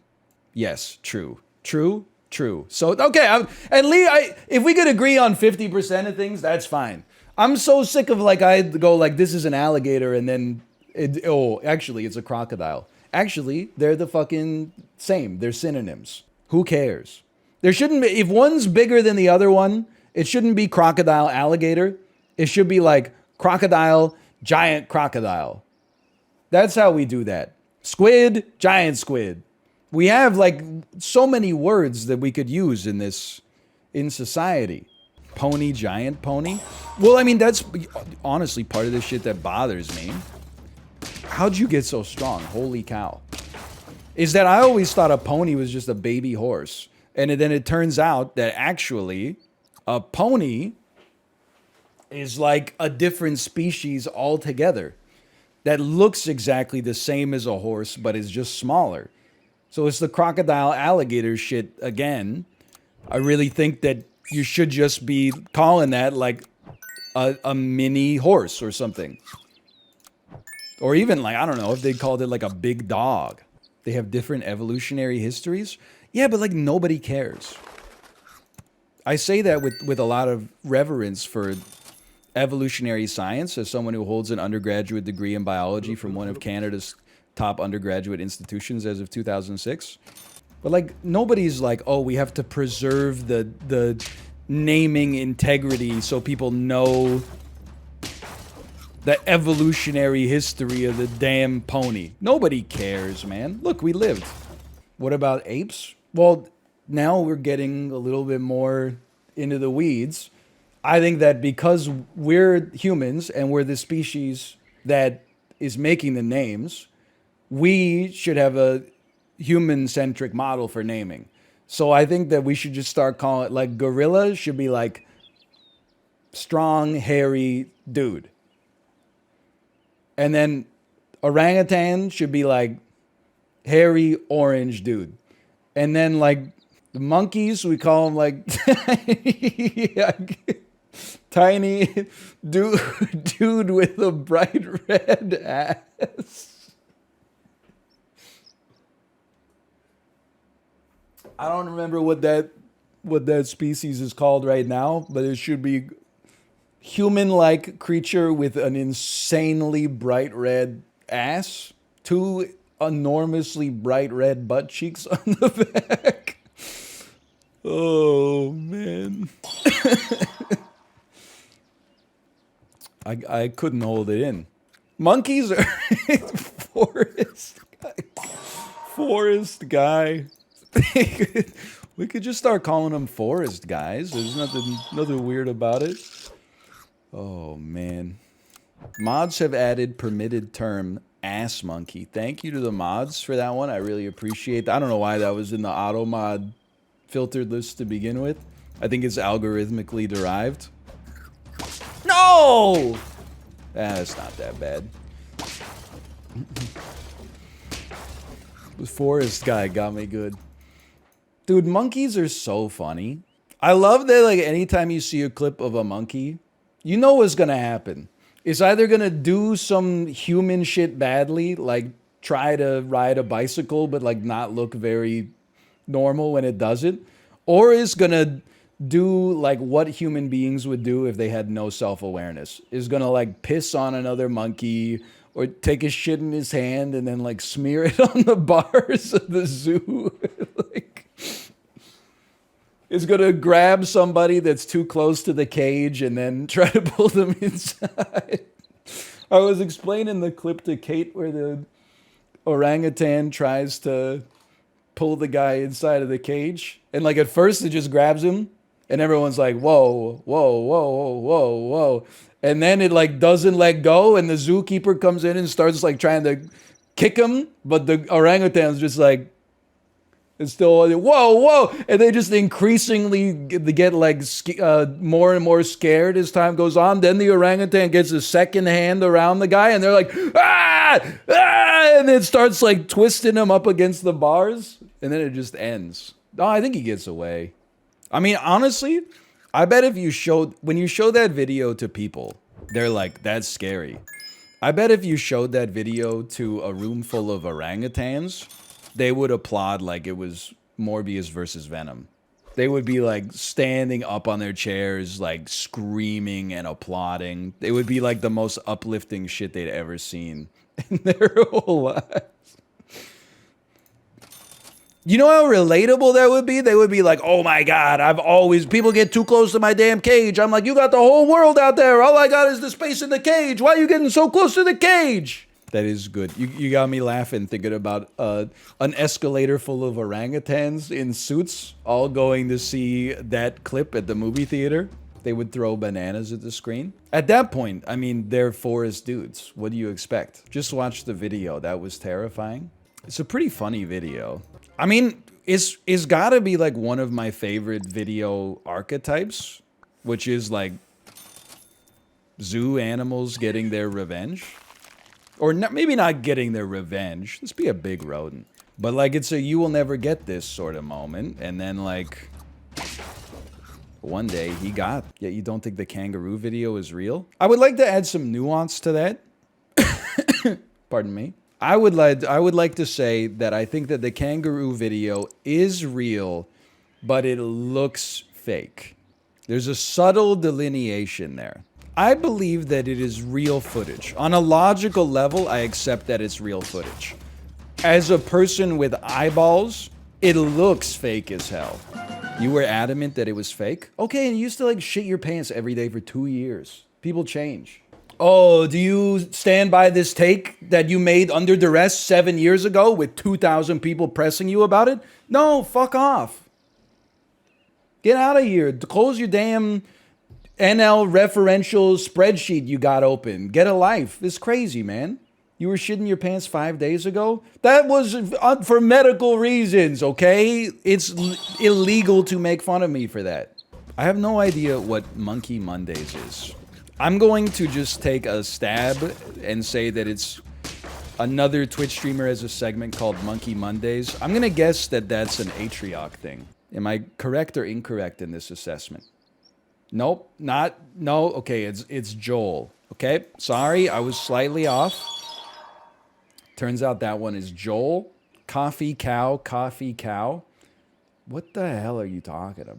You guys, when I'm not live, do you all move as a unit to like other chats and digest all the memes and then bring them back here? I thought you were saying this guy's a coffee cow. And I was like, thank you, because that's exactly what I'm talking about from an animal naming standpoint. It has a bovine pattern to it. Why the hell is this shit called an okapi? A zebra should be called a horse cow, and then the okapi should be a mini horse cow. So true. I saw one person say so true. That's all I care about. That's all I need. I mean, we're playing ranked, man. That's the problem. We need to get ourselves on the non-skill-based matchmaking. I feel like the guy from Gladiator out here. Like, I'm just trying to get to the Elysian Fields or whatever. Golden fries is kind of perfect. And then they're like, oh, we got a chariot that like cuts people in half. Oh, we got fucking, you want to fight a lion? And I'm like, are you insane? What do you mean do I want to fight a lion? I'm literally just a guy. I was a legionnaire in Marcus Aurelius's army. And now you want me to fight a fucking lion on stage in the Colosseum? Have you lost your mind officially? To be fair, he was a general and the heir apparent. That's what I've been saying, man. I thought it was crazy in Gladiator.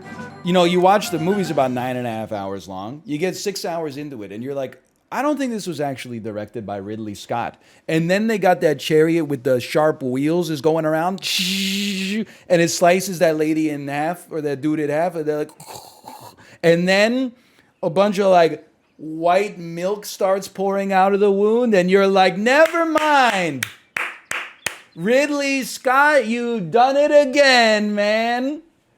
Holy cow. A bunch of like tubes and white goo starts pouring out of her thoracic cavity. Ah, the telltale DNA signature of Ridley Scott's directorial eye. That's how you know you're watching a Ridley movie. It's like, you know, when you watch a Kevin Smith movie and you're like, whoa, this is really mature and restrained for Kevin Smith, and then Jason Mewes shows up and gives like an 8-minute monologue about jerking off, and you're like, there it is. Every director has to have their hallmarks. Unbased Ridley hater? Excuse me, I'm a noted Ridley Scott enjoyer, actually. You have me twisted. I just also find him very easy to make fun of, which is fine. You gotta admit, he do be swinging for the fences. He do be like ambitious with it. You know it's an Adam Sandler movie if he's the main character and if he's somehow involved with one or several super attractive women. I honestly, I'm just going to punch this up just a little with my own personal taste. I think you could just say, you know it's an Adam Sandler movie when he's the main character. Has he ever directed... Ooh, has he ever directed a movie where he's not the main guy? I gotta be honest, it's great job security. Uncut Gems? He didn't direct that, come on.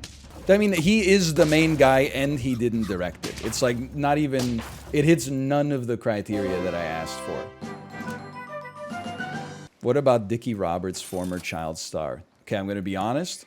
Did Adam Sandler really direct that, or did he simply executive produce as the president, founder, CEO of Happy Madison? Because I don't see Adam Sandler directing Dickie Roberts' former child star simply because it was so bad. What about the movie with Andy Samberg? Okay, now we're getting somewhere. Yeah, the problem is we built this on a false premise. He doesn't direct anything. That's my mistake. I bought it. I bid onto the premise before checking it in my head. But That's My Boy, starring Adam Sandler and Andy Samberg. Really bad movie, but there is one scene that lives rent-free in my head. I forget who plays the preacher, but when they go to do the rehearsal and the preacher's there, and then Andy Samberg starts to fight back or something. He's like, I can't really remember what happens, but it's James Caan. Okay, he punches the preacher in the face, and then James Caan just starts going, and like rips his shirt off. That's a great scene. That one lives rent-free in my head, even though I can remember about 2% of the details of it. I was going to say it was James Woods, but that's not possible because the movie was filmed in the 2010s. Have you ever seen the hit classic comedy Joanna Man? Yes, I have. Absolutely frightening concept for a film. The NBA's bad boy gets kicked out of the NBA for one too many reckless antics. He then goes undercover to play in the WNBA, where he immediately becomes a superstar. His name, by the way, is Joanna Man. He also seduces his teammate when she thinks that he is a woman. It isn't a hit. Hi, Bixby. How much money did Joanna Man make at the box office? 13.8 million USD. That's not very good.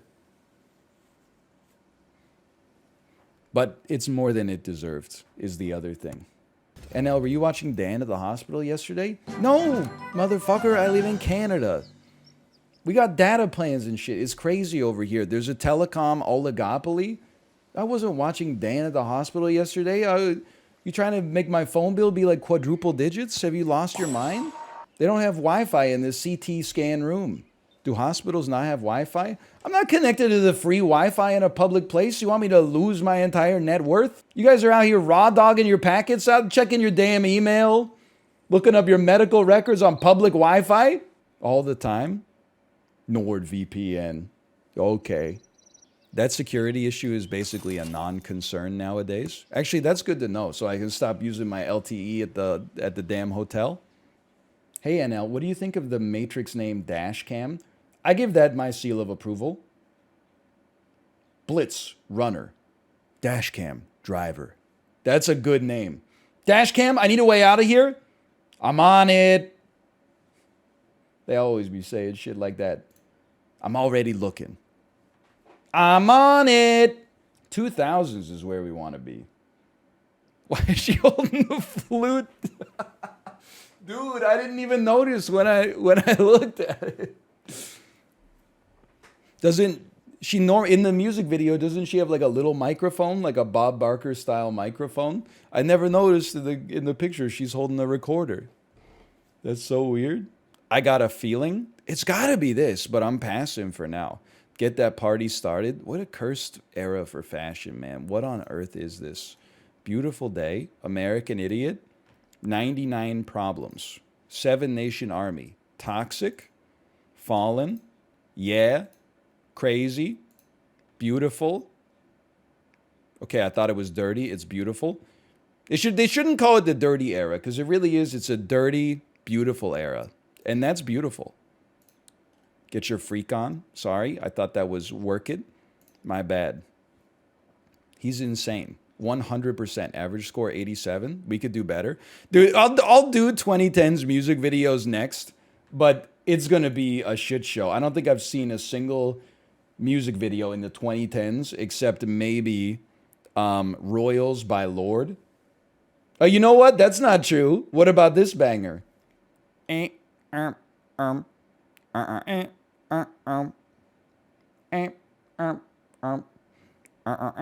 First things first, I'm the realist.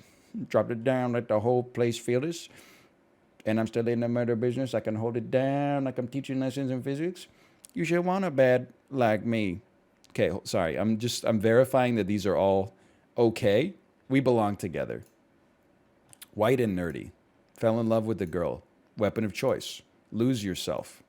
Poker face. Sorry, I was incorrect. I knew there was a freaking Feist in here, man. Feist is this for sure. What's a girl to do? That's definitely that. Okay, do the DANCE 1 2 3 4 5 for sure. Hey Ya by Outkast. That conjured a deep memory for me. Umbrella. Pork and Beans. I can't say that word on Twitch. Okay. Bad cover version by Pulp. That must be you. Here it goes again.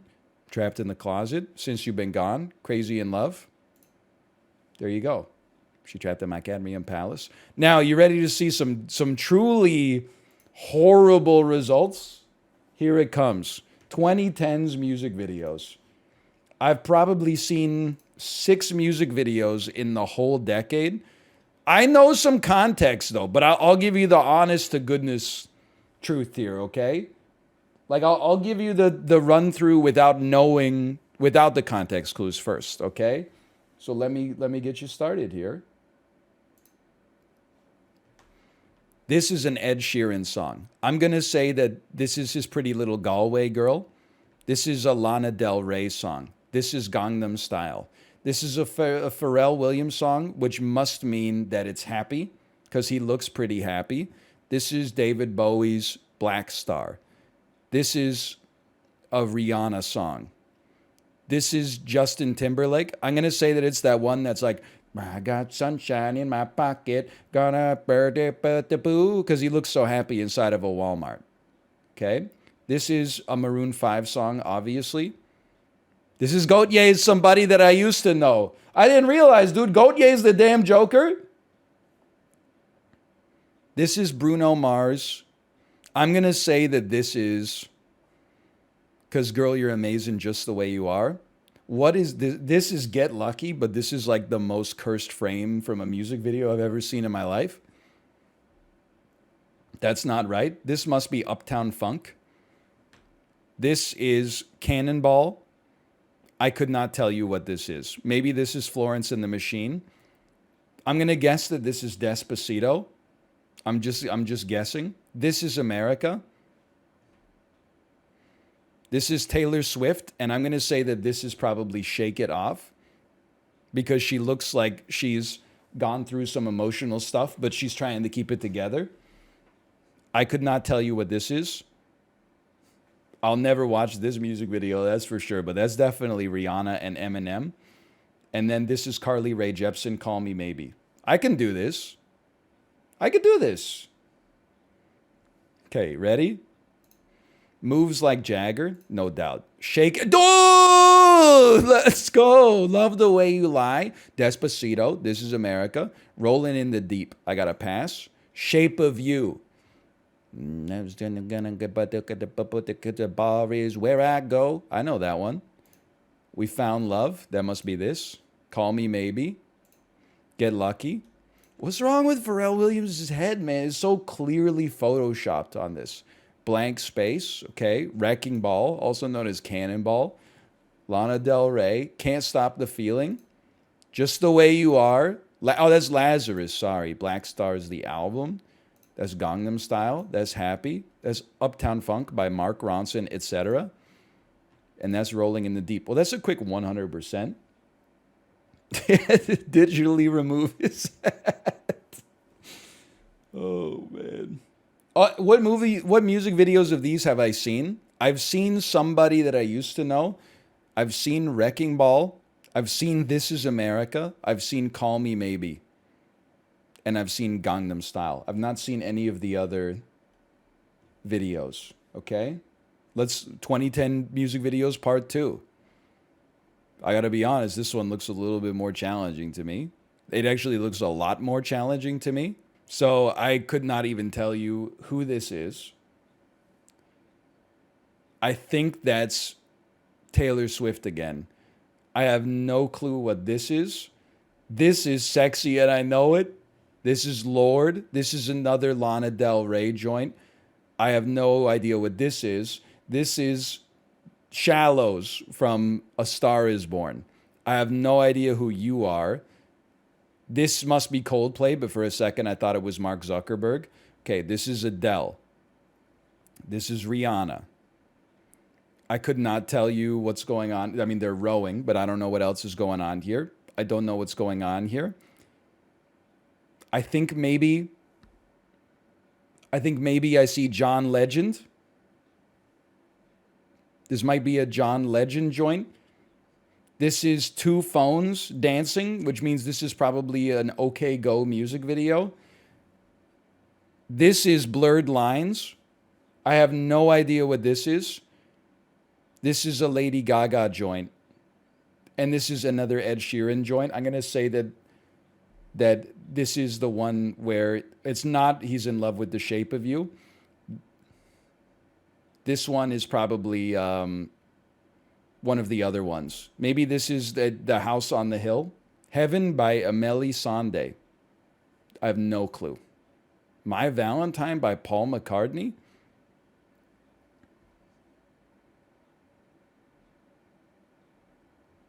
I feel like I got her face right now. Are you My Valentine by Paul McCartney? I got to think about this one. I Knew You Were Trouble. Yeah, okay. Just give me a reason. I think this is Pink. Someone Like You, Adele. Teenage Dream by Katy Perry. That's got to be this. Because he's wearing the skin-tight jeans and your G-string bikini tonight. Party rock anthem. The Flood, Take That. I have no clue. Love Yourself, Justin Bieber.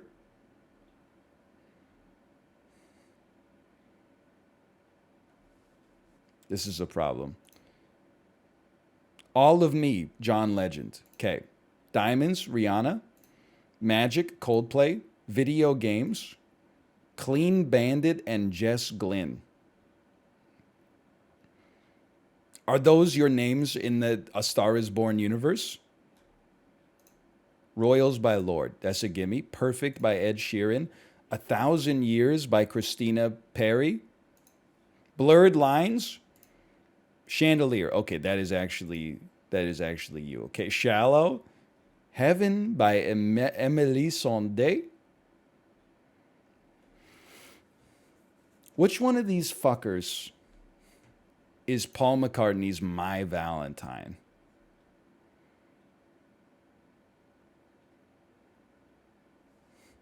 That's what's driving me crazy. I know it's not Two Phones.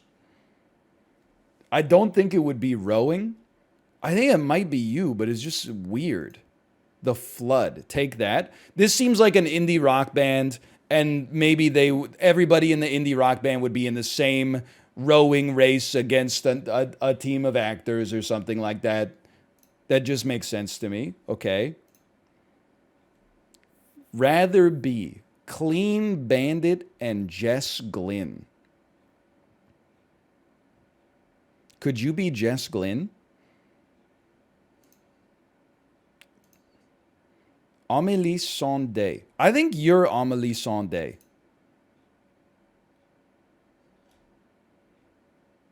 And I think you're My Valentine. Paul McCartney has a history of shit music videos. That looks pretty shitty. Love yourself, Justin Bieber. Rather be Clean Bandit and Jess Glynn. My hypothesis, you're Jess Glynn. This is Clean Bandit and Jess Glynn. You're Christina Perry. This is Justin Bieber. He's insane. He's insane. He's insane. It's just that easy. 76%. That is not Jess Glynn. That's just a lady. Well, she's Jess Glynn now as far as I'm concerned. Please do not call Take That an indie band. Hey, Bixby. Who is Take That? Couldn't find a suitable answer. Seems pretty indie to me. They're huge in the UK. Take That pop group. Formed in Manchester in 1990? That doesn't seem... With Robbie Williams? That can't be the same band. It is? They made the... Was that Robbie Williams in position 3 on the boat right there? Yes, it is. Okay, well, you know what? Fair enough. You got me there. Robbie Williams kind of looks like Dan, huh? My mom has a picture of a calendar of the main dude, and it's disgusting. That's pretty funny. Please do the 80s. I'm sick of pretending like the shit that came out in that decade like deserves to be relevant culturally forever, though. Like, can we not just bury it, put it to rest? There's some good stuff. There's some shit stuff. Like, everybody knows, okay? Okay, fine. Let's do it then. Okay, get away. I guess I'll do another pop culture quiz if you're going to twist my arm. So you got Take On Me by Aha. I don't know it. It's a Prince song. This is Karma Chameleon. I don't know it. It's a Bon Jovi song. It's Thriller. It's Guns N' Roses.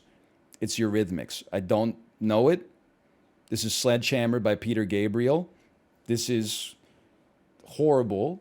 It's Walk This Way by Run DMC featuring Aerosmith, which people who are like 50 years old or older bizarrely consider like one of the watershed moments in hip-hop history.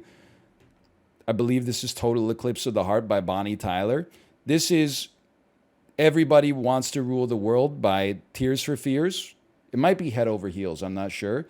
This is Madonna's Like a Prayer. Rick Astley, Never Gonna Give You Up. Am I crazy to think that this might be Down Under by Men at Work? This is Ethan Hawke. Ethan Hawke has gone back in time. What's he doing here? Ethan, what's going on down here? You're right. This is Duran Duran, Hungry Like the Wolf. This is Cyndi Lauper, Girls Just Want to Have Fun. And then this is Roblox. No, that's Dire Straits, Money for Nothing. Oh, man. This is the height of computer graphics in 1985. Oh my God, this is my impression of my dad. It's like photorealistic. It looks like Final Fantasy VII, the fucking thing. Okay, play quiz. When the going gets tough, Billy Ocean. I'm going to say that that's probably you. When doves cry. Every breath you take. I thought you might be Sting. Girls Just Want to Have Fun. Money for Nothing. Sweet Dreams. Everybody Wants to Rule the World. Eye of the Tiger. That's you.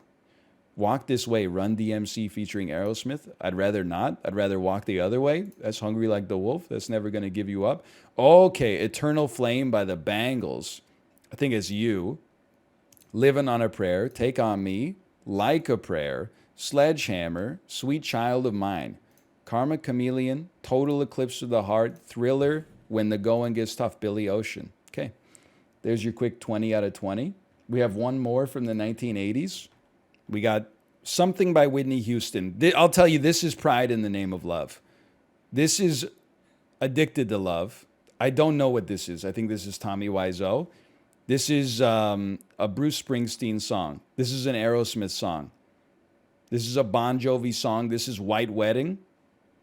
This is also a Guns N' Roses song, which is causing me some problems. No, wait, we haven't had Guns N' Roses so far. Never mind. This is just a guy. I think this is Art Garfunkel. He's just chilling. I think you might be Pat Benatar. It's literally just two people driving home from the bingo hall. This is how people were driving in the 80s, man. She got her damn knee up next to the steering wheel. You get in an accident, the airbag's gonna blow your damn tibia off. What's wrong with you? Okay, this is Tom Petty. Don't come around here no more. This is another Madonna joint. I have no idea. I feel like this is Wannabe starting something. What the hell is going on? What the hell is this, man? My sleep paralysis demon? Is this Phil Collins? Obviously, you're George Michael. Whatever. We can figure this out via context clues. This is no problem. Jump, Van Halen. Are you Bon Jovi? I Want Your Sex, George Michael. Okay. Born in the USA. Need You Tonight by NXS. It's a blind spot in my musical repertoire. I think you are Don Henley. You're Addicted to Love. You're White Wedding. You're Wanted Dead or Alive. How many Bon Jovis are on this quiz? We already had Van Halen. Love is a Battlefield, Pat Benatar. Land of Confusion, Genesis. It is Phil Collins. We All Stand Together, Paul McCartney. I'm telling you, is a history of horrible music videos. Don't come around here no more. Here I Go Again. Okay. Pride in the Name of Love. Open Your Heart by Madonna. How Will I Know? That's a good song. How will I know when something. Legs by ZZ Top. This looks like it's ZZ Top. This looks like this video was subject to the male gaze, is my opinion. But we don't know yet. Okay, we got Beat It. Pour Some Sugar on Me, version 2 by Def Leppard. I've heard this song so many times on the Peloton, it just pisses me off. Need You Tonight by NXS. We All Stand Together, Paul McCartney. Legs, ZZ Top. Okay. I'm just going to be straight up with you. Paul McCartney would come out with some dumb shit like an animated frog music video. This has to be ZZ Top. And then one of these is Def Leppard, and one of these is NXS. I just got to be honest with you. This looks like NXS to me because I know they're all from the same decade, but I can't help but feel that maybe like, doesn't this just look like a little shittier? Like maybe like Australian video cameras were like not quite up to the same standards as the ones they were using in Hollywood in 1983. Like it just looks like this is shot on antiquated hardware. So, I mean, there was no question in mind that was going to be correct, quite frankly. The Canadian thing would be the same, don't get me wrong. You like when you watch a movie or a TV show, immediately you're like, oh fuck, this is Canadian.